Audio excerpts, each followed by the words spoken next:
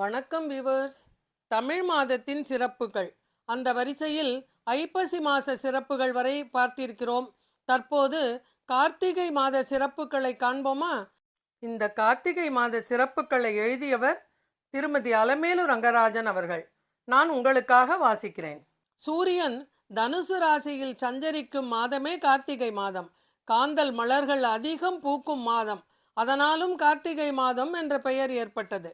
கார்த்திகை முதல் தேதி முடவன் முழுக்கு என்ற சிறப்பை பெறுகிறது. ஒரு முடவன் காவிரியில் துலாஸ்நானம் செய்ய வேண்டும் என்று மிக மிக ஆசைப்பட்டு வந்தான். அவன் நடக்க இயலாததால் அவன் வந்து சேரும்போது கார்த்திகை முதல் தேதி வந்துவிட்டது. அவனது பக்தியை மெச்சிய பெருமாள், நீ கார்த்திகை முதல் தேதி காவிரியில் ஸ்நானம் செய்தாலும் உனக்கு துலா ஸ்நானம் செய்த பலன் உண்டு என்று அருளினார். இதுவே முடவன் முழுக்கு. கார்த்திகை மாத ஞாயிற்றுக்கிழமைகள் நரசிம்மருக்கு உகந்தவை. அன்று விரதம் இருந்து நரசிம்மரை தரிசிப்பது மிகுந்த நன்மை பயக்கும். நாளை என்பதே இல்லாத நரசிம்மர் நமக்கு எல்லா நலன்களையும் அருளுவார். கார்த்திகை மாத சோமவாரங்கள் மிகுந்த விசேஷமுடையவை. கார்த்திகை சோமவாரத்தில் சிவன் கோவில்களில் 108 சங்காபிஷேகம் நடைபெறும். இம்மாதத்தில் எல்லா நாட்களிலும் மாலையிலும் அனைத்து இல்லங்களிலும் தீபம் ஏற்றுவர். கார்த்திகை மாத தேய்பிரை ஏகாதசி ரமா ஏகாதசி எனவும், வளர்பிறை ஏகாதசி பிரமோதினி ஏகாதசி எனவும் பெயர் பெறும்.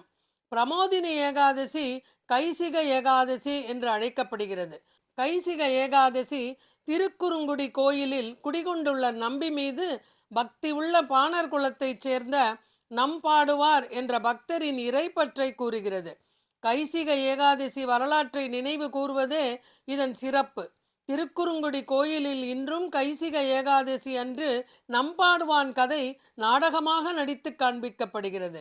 இந்த ஏகாதசி அன்று விரதம் இருந்தால் ஆண்டில் அனைத்து ஏகாதசி விரதங்களும் இருந்த பலன் உண்டு. அன்று ஒரு துளசி இலை கொண்டு விஷ்ணுவை வணங்குவது நவரத்தினங்களை பகவானுக்கு சமர்ப்பிப்பதை காட்டிலும் உத்தமமானது.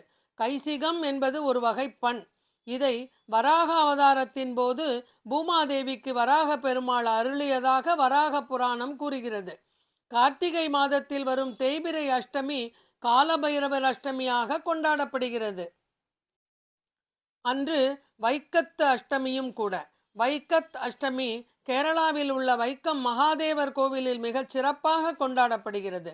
முன்பு ஒரு காலத்தில் வியாக்கிரபாதர் என்ற முனிவர் கரண் என்ற அசுரனிடமிருந்து கிடைத்த சிவலிங்கத்தை நீண்ட காலம் பூஜை செய்து வந்தார். சிவபெருமான் அவருக்கு ஒரு நாள் இந்த இடத்தில் காட்சி அளித்தார். முனிவர் இறைவனிடம் தனக்கு காட்சியளித்த நாளில் இங்கு வந்து வழிபடுபவர்களுக்கு அவர்கள் வேண்டியதை வழங்கிவிட வேண்டும் என்று வேண்டிக் கொண்டதாக தலபுராணம் தெரிவிக்கிறது. இதுவே கைக்கத்தஷ்டமி என்று கொண்டாடப்படுகிறது. அன்று கேரள பாரம்பரிய நிகழ்ச்சிகளும் அன்னதானமும் நடக்கும். இந்த அன்னதானத்தில் கலந்து கொள்பவர்களுக்கு நோய்கள் விலகும் என்பது ஐதீகம். கார்த்திகை தீபம் தமிழர்களால் கொண்டாடப்படும் பழமையான பண்டிகைகளில் ஒன்றாகும். ஜோதிர்லிங்கமாக சிவன் தோன்றியதை போற்றும் வகையில் கார்த்திகை மகாதீபம் என்று அழைக்கப்படுகிறது. கார்த்திகை மாத பௌர்ணமி அன்று கார்த்திகை நட்சத்திரம் வரும் நாளில் இந்த திருவிழா கொண்டாடப்படுகிறது. கார்த்திகை தீபத்தன்று வீட்டை மண் விளக்குகளால் அலங்கரிப்பது வழக்கம். அன்று பணியாரம், அதிரசம், பொறி உருண்டை போன்றவற்றை செய்து நைவேத்தியம் செய்வர். இது முருகப்பெருமானுக்கும் உகந்ததாக சொல்லப்படுகிறது. இந்த தீப திருவிழா பரணி தீபம், கார்த்திகை தீபம் மற்றும் அதற்கு அடுத்த நாளும் சேர்ந்து 3 நாட்கள் கொண்டாடப்படும்.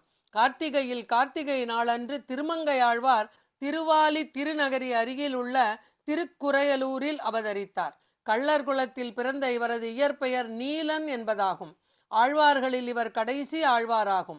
இவர் தனது ஆலிநாடன் குதிரையில் பாரதம் முழுவதும் 86 திருத்தலங்களுக்கு சென்று அங்கு உறையும் எம்பெருமான்களை பற்றி பாடியுள்ளார். அவர் 1134 திவ்ய பிரபந்த பாடல்களையும் பெரிய திருமடல், சிறிய திருமடல் என்பவற்றையும் எழுதியுள்ளார். கார்த்திகை மாதத்தில்தான் ஐயப்ப பக்தர்கள் மாலை அணிந்து விரதம் இருப்பார்கள். இதே மாதத்தில்தான் துளசி மாதா அவதரித்ததாக வரலாறு கூறுகிறது. கார்த்திகை சோமவார பிரதோஷ தினத்தில் செய்யும் நந்தி வழிபாடும் சிவ வழிபாடும் சகல செல்வங்களையும் பெற்றுத்தரும். கார்த்திகை அமாவாசை தினத்தில்தான் ஸ்ரீதர ஐயாவாள் வீட்டு கிணற்றில் கங்கையை பொங்கச் செய்தார். இன்றைக்கும் திருவிசைநல்லூர் ஸ்ரீதர ஐயாவாள் வீட்டில் அமாவாசை தினத்தில் கிணற்று நீர் பொங்குவதாக ஐதீகம். மற்றொரு விசேஷம் என்னவென்றால் திருவண்ணாமலை தீபம் கார்த்திகை மாதம் வளர்பிறையில் பரணி நட்சத்திரத்தில் கொண்டாடப்படுகிறது. மிகப்பெரிய கொப்பரையில் காடாவில் திரியிட்டு நெய் விட்டு ஏற்றுவார்கள். கொப்பரையில் இறைவன் உருவம் அர்த்தநாரீஸ்வரராக வரையப்பட்டிருக்கும். இவ்விடம் இறைவன் இறைவிக்கு தனது உடலின் சரிபாதியை தந்த இடமாகும். இறைவனே ஜோதியாக தரிசனம் தரும் இந்த கொப்பரை வணங்கத்தக்கது. இந்த பாத்திரம் செம்பில் இருப்பதற்கு காரணம் அவர் செம்பொன்மேனியன் என்பதாலேயே ஆகும். திருவண்ணாமலை பஞ்சபூத தலங்களில் அக்னி ஸ்தலமாகும். இந்த தீபத் திருநாளில் கிரிவலம் வந்து அண்ணாமலையாரை வழிபடுபவர்களுக்கு இப்பிறவியில் அனைத்து நலன்களும் கிடைக்கும். அத்துடன் முக்தியையும் தரும்.